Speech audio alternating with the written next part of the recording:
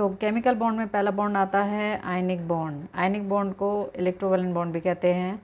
So ionic bond is the bond between metal and non metal. When there is a complete transfer of electron ionic bond is formed. So ionic bond जो होता है वो metal और non metal के बीच में bond होता है तब बनता है, और जब कंप्लीट ट्रांसफर ऑफ इलेक्ट्रॉन होता है मेटल से नॉन मेटल के बीच में तब आयनिक बॉन्ड बनता है। फॉर एग्जाम्पल सोडियम के एटोमोस में इलेक्ट्रॉन होते हैं 281। स्टेबल ऑक्टेट अचीव करने के लिए एक इलेक्ट्रॉन लूज करेगा और बनाएगा sodium plus plus 1 electron. Chlorine atom के एटोमोस शेल में होते हैं 17 इलेक्ट्रॉन और ये वाला इलेक्ट्रॉन लेकर बनाएगा क्लोराइड आयन और इसका भी ऑक्टेट कंप्लीट हो जाएगा। सो सोडियम प्लस और क्लोराइड आयन ये दोनों गैसियस स्टेट में अनस्टेबल होते हैं, इस वजह से इन दोनों के बीच में हो जाती है इलेक्ट्रोस्टैटिक फोर्स ऑफ अट्रैक्शन, जिसे हम कहते हैं आयनिक बॉन्ड और electrovalent bond. So ionic bonds are non directional in nature. तो आयनिक बॉन्ड जो होते हैं वो नॉन डायरेक्शनल होते हैं nature wise, but covalent bond जो होते हैं वो डायरेक्शनल होते हैं। तो सोडियम प्लस और क्लोराइड आयन दोनों गैसियस स्टेट में हैं, अनस्टेबल हैं, तो दोनों आपस में रिएक्ट करके बनाएंगे stable NaCl which is in stable state. NaCl stable है तो ये NaCl बना देंगे। सो नेक्स्ट आता है Lewis dot structure. Lewis dot structure कैसे फाइंड आउट करते हैं? तो किसी भी एलिमेंट का Lewis dot structure find out करने के लिए हम पहले उसका सिंबल लिखते हैं और फिर उसके एटोमोस में जितने इलेक्ट्रॉन होते हैं उसे हम डॉट में रिप्रेजेंट कर देते हैं।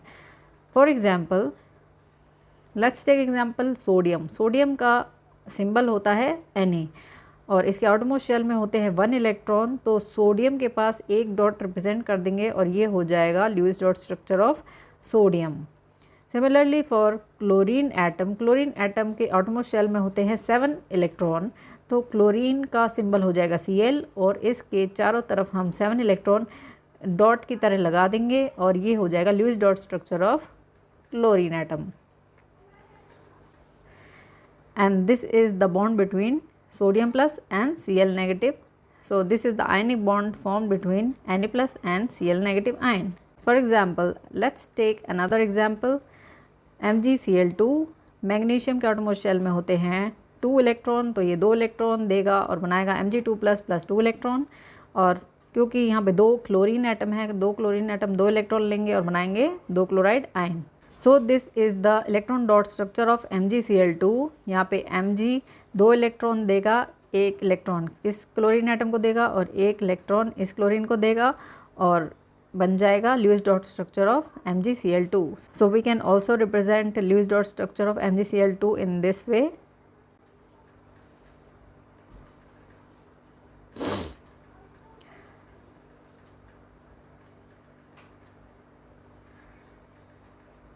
सो इलेक्ट्रोवैलेंसी होती है नंबर ऑफ इलेक्ट्रॉन लॉस्ट और गेन ड्यूरिंग इलेक्ट्रोवैलेंट बॉन्ड और आयनिक बॉन्ड बनाने के टाइम पे जितने इलेक्ट्रॉन लूज या गेन होते हैं उसे हम कहते हैं electrovalency.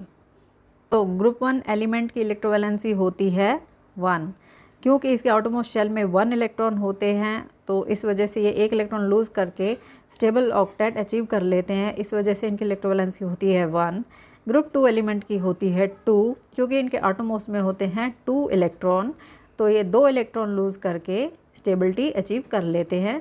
Similarly for group 13 element electrovalency of group 13 element is 3, but group 14 element जो होते हैं इनकी इलेक्ट्रोवैलेंसी नहीं होती क्योंकि ये कोवलेंट बॉन्ड बनाते हैं। ग्रुप 15 एलिमेंट की होती है इलेक्ट्रोवैलेंसी 3, क्योंकि इनके एटोमोस शेल में होते हैं 5 इलेक्ट्रॉन और ये 3 इलेक्ट्रॉन्स लेके स्टेबिलिटी अचीव कर लेते हैं, स्टेबल ऑक्टेट कंप्लीट कर लेते हैं, तो इस वजह से इनकी इलेक्ट्रोवैलेंसी होती है 3।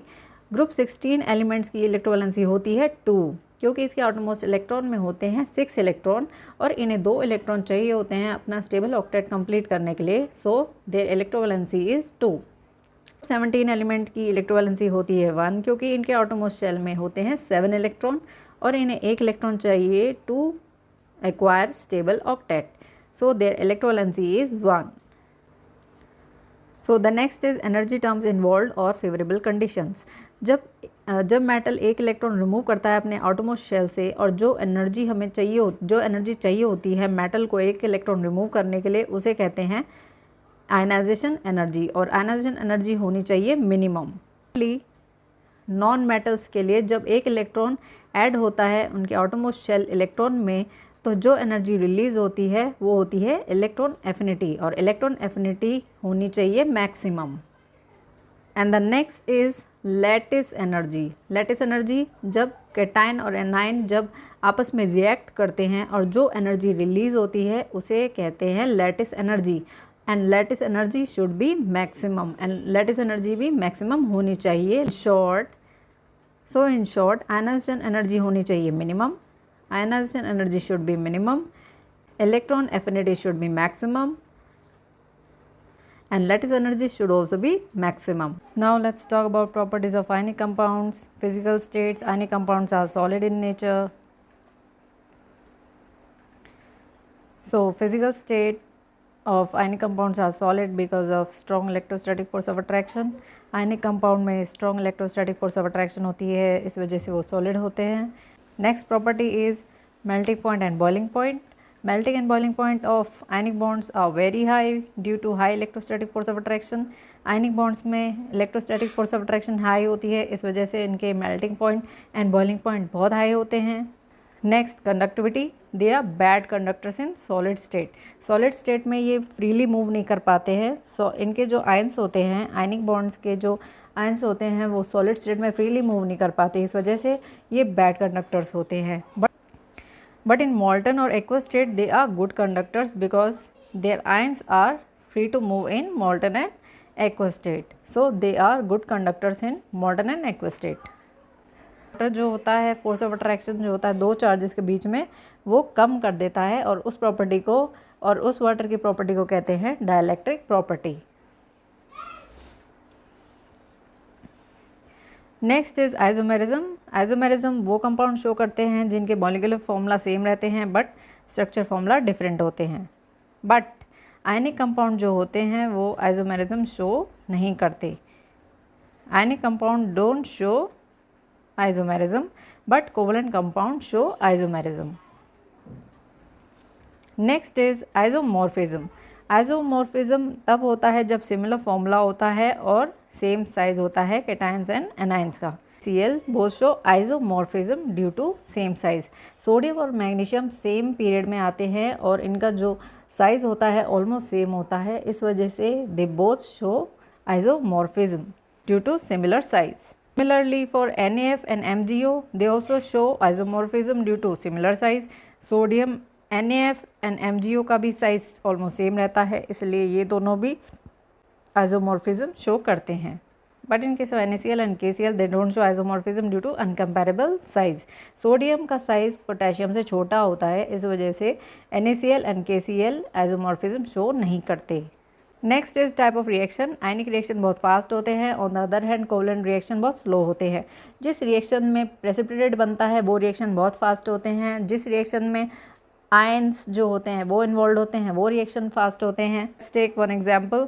NaCl प्लस AgNO3 आपस में रिएक्ट करके बनाएंगे AgCl white PPT plus NaNO3 and this reaction is very fast. क्योंकि जिस रिएक्शन में प्रेसिपिटेट बनता है वो रिएक्शन बहुत फास्ट होती है, जिस रिएक्शन में आयंस इन्वॉल्व होते हैं वो रिएक्शन बहुत फास्ट होती है. So this reaction is very fast because it is ionic reaction. So ionic compound show ionic reaction, covalent compound show molecular reaction. Ionic compound are very fast in nature and covalent compounds are very slow in nature.